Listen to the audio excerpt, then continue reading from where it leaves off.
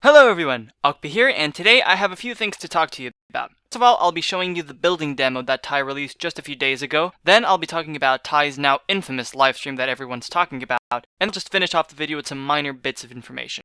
Enjoy! Since this is quite a long demo video, I'm only going to play it once while I talk about it. I might not actually fill the entire video of me talking, so don't worry about that. But anyway, the link to the original video will be in the description. So, without any further ado, let's go. So, in this video we have a bunch of players building an Apex facility. And as you can see, they all equipped with weapons that can levitate, place, delete, and rotate blocks as well.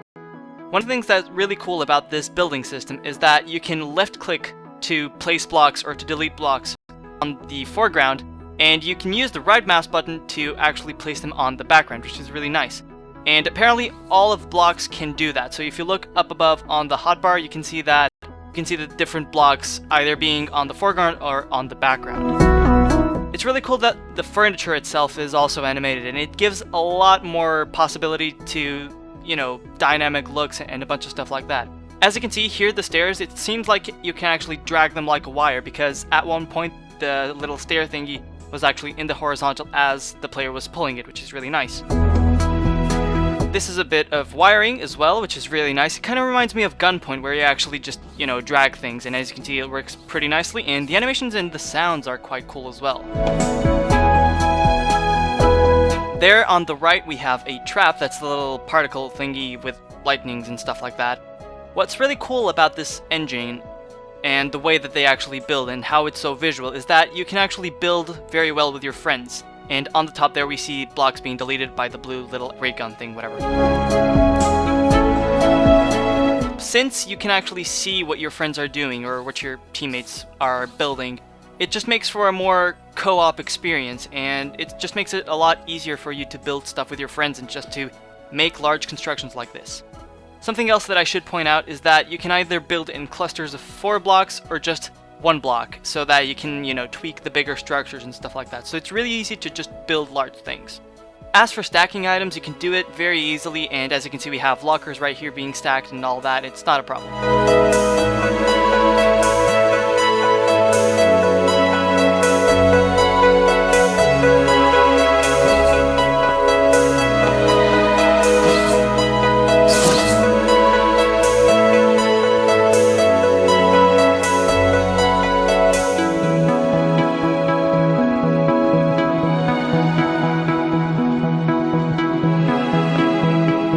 Also, as you can see, if you hold the left control button, you can actually drag the camera around, which we've talked about.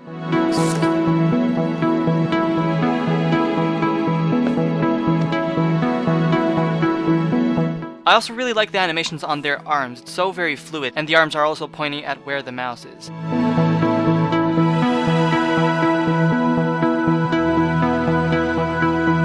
And there we have it. Here is the complete construction, and that was pretty cool.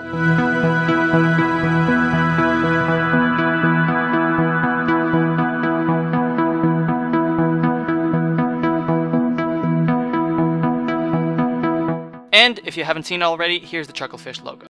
This video is over, I just have a few things to say, so I'll just leave you with this cool screenshot right here. This video does raise a few concerns and issues with me, mainly because Ty has been talking a lot about making the game really co-op centered, and while that is perfectly fine in the abstract, if you want to have a game that is really good to play in co-op, I really hope that this isn't sort of a subconscious undermining of the single-player mode, because I'm actually really looking forward to how this is a quote-unquote sandbox with a story. And while you could have the story portion be actually co-op, and I do believe that they have mentioned it in the past, you really don't want to make a game that's only accessible if you have a group of people to play with. You want to have a game that's accessible to a whole array of people, and I'm sure that they're taking this into consideration. This is just me voicing my thoughts, but it is indeed something that they should look out for. The remainder of this video doesn't have a whole lot to talk about, except for Ty's livestream that I'll mention in a brief moment, but there's still stuff to talk about. So we have this screenshot right here, which is really cool, and it features a new set of armor that we haven't seen before, and also 2 submachine guns that we have seen already. If you remember correctly, they were in the first batch of screenshots of raining in the game. So if you remember, there was this guy shooting from a roof of a house, and it was a yellow shot, and it was lighting up everything and stuff.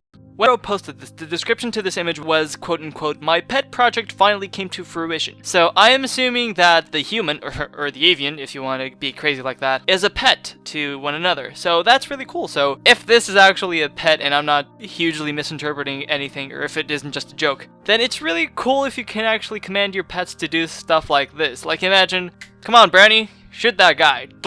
That would be so cool. That'd be kind of weird because it's essentially an automated rifle that's going with you, but that's still cool though. Ty's livestream, what about it? Basically, Ty made a pretty big livestream a few days ago that was basically 1 hour and 20 minutes of Starbound gameplay. I should just let you know first and foremost that it's kind of just sitting around for the most part, but still, it's pretty nice. This livestream was on Ty's account on Twitch, however, his account is now private. However, do the magic that is the internet's, and sorry Ty for doing this, but hey, it's out there in the world now. Someone actually uploaded the live stream onto YouTube, so I'm going to give you a link on the description, and it'll also be if you click on the screen right now. There's some cool stuff on the stream, like you find out that you can actually send stuff to the ship, and apparently you pay pixels for that, stuff like that, and you have a jetpack and stuff. I'm not really sure, but this stream actually serves to prove a point that is actually very nice.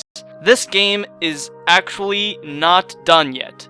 So a lot of people are like, "Hey, release it right now and stuff." Shut up, please, because this game is actually, you can see that it's an incomplete product. So you don't see the gameplay actually be that immersive yet. Sure, you have lightning and you have animation to that and you have the sound is very well produced at this point. However, mobs, they don't really do anything, and some of the animations for combat, if you'd call it combat, they're still pretty raw, and this is not knocking the quality of the game so far. However, this isn't a game yet, this is just something in progress, so you can't expect this as it is right now to be released. Someone said on the forums, this doesn't actually have gameplay yet. This is actually a pure sandbox almost right now, so you really don't want to play the game right now. But yeah, that's something I'd like to point out. Click on the screen, click on the description, do whatever, go watch the live stream.